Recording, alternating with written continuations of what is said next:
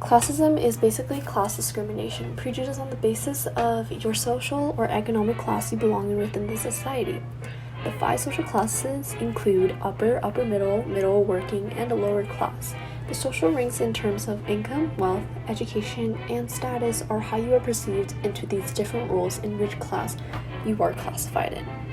The higher your class status is, the more you have class privileges, which may include personal connections like business-wise, inherited money, better health care, which lower class may not be able to obtain, and power over others, or high positions you don't have to work or as hard for. How did people in the 1920s differ from one another with their lifestyles? The Roaring Twenties was a time period that dealt with social and political changes for the economy.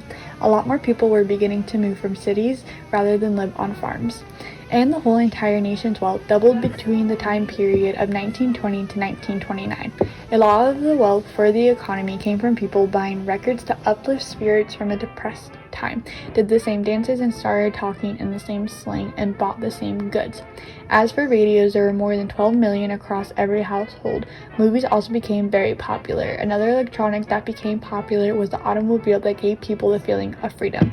Even though it was considered a problem era, it made the best and became known as a celebration era. Women during the 1920s had 2 versions of themselves: a flapper, who is a woman with bobbed hair and short skirts. They liked to drink and smoke and were defined as unladylike. The second version was a trophy wife who catered to their man and took care of the children. Women began to differ more by having jobs to participate in the consumer economy and were given the right to vote during the 1920s and the 19th Amendment. Their title of cleaning and being a housewife started to lower during this time as well, when new machines such as birth control were invested to let women have fewer children, and machines such as vacuum cleaners and washing machines lowered the amount of what they had to do. Classism and its effects on the 1920s. In the 1920s, there became a large income disparity, which ended up causing a divide between the social classes as well as outrage. This outrage between the groups ended up causing a huge labor debate. People were even so outraged that they would make political cartoons that would bash upper class people as well as the people who beat down on the lower and middle class people. The income differences between the top 1% and the lower and middle class became a huge issue. The upper class was taking home almost 24% of all income. This overall hurt the lower class and middle class people, so they started to strike, little of which paid off. These strikes only served to highlight the increased power of the upper class and the decline in wages and work for middle class and lower class citizens. Characters in The Great Gatsby relate to classism. Tom was part of the upper class because he comes from a family with old money. He inherited his family's wealth. Although his wealth isn't as large as Gatsby's, the fact that money runs in his blood shows generational wealth and a good foundation of money. Daisy is Tom's wife, therefore she is part of the upper class as well. They both live in an area where people with old money live.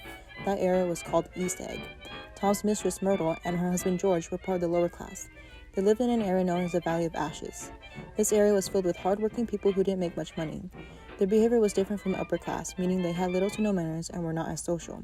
Nick worked on Wall Street, but was still part of the upper class. However, he wasn't as rich as Tom or Gatsby, but still lived in West Egg and was nowhere near poor. Classism is a big concept within the characters, especially Gatsby. We learn that Gatsby used to be known as James Gatz and comes from an unsuccessful farming family in the Midwest. James Gatz would make the schedule that he would follow. Every hour, every 30 minutes, he would eat or work out or study. And this was a way to build him up to be the successful man that we know, Jay Gatsby. Jay Gatsby fell in love with this girl named Daisy, but he saw he had to have money to be with her. So we see he throws these lavish and extravagant parties, and that attracts people, but people know through how he acts. Like Nick Carraway explained in Chapter 3 when he first met him, there's a roughness to him, which is something you would associate with lower class, not upper. Daisy is with a man named Tom, and Tom is from old money. He has the money and status, everything anyone could want back in the 1920s. Gatsby might have this much money, and he might have a lot, but he doesn't have the status with him. He doesn't have the class or sophistication. He has the roughness, which makes him different from Tom and Daisy, and a reason why Daisy will not leave Tom for Gatsby.